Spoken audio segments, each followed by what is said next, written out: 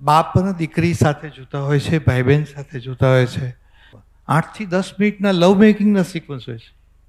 We can't afford in Gujarati cinema. આપણે એવો subject હોય તો પણ આપણે એ સબ્જેક્ટમાં એને બહુ સ્ટાઇલાઇઝ કરીને આપણે એ સિક્વન્સને નાનું કરીને કેવી રીતે આપણે મૂકતા હોઈએ છીએ.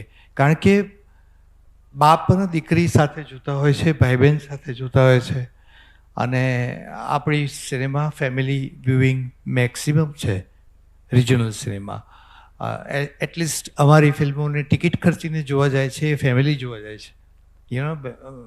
ફ્રન્ટ બેન્ચર્સ કોલેજવાળા જાય છે મિત્રો, પણ એ થોડુંક પહેલું પ્રાયોરિટી હિન્દી સિનેમાને, હોલિવૂડની સિનેમાને, પછી સાઉથની પોપ્યુલર સિનેમાને અને પછી ગુજરાતીને આપે છે. સો આ ફરિયાદ નથી, અમારે પણ એ જગ્યાએ પહોંચવું છે, અમારો પ્રયત્ન ચાલુ છે.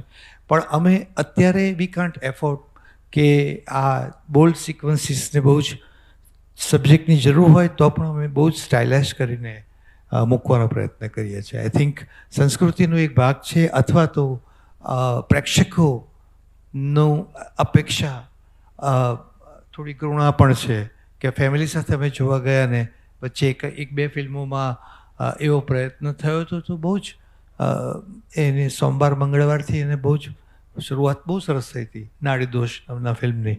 પણ ધેન અમુક સમય પછી મંગળવાર પછી એ ફિલ્મને થોડું ઘણું અસર થઈ, કારણ કે ફેમિલીઓએ અંદર ફેસબુકમાં ને બધે લખવાનું શરૂ કર્યું કે આવું કેમ, ફેમિલી સાથે હું તો જોવા ગયો હતો ને બધું.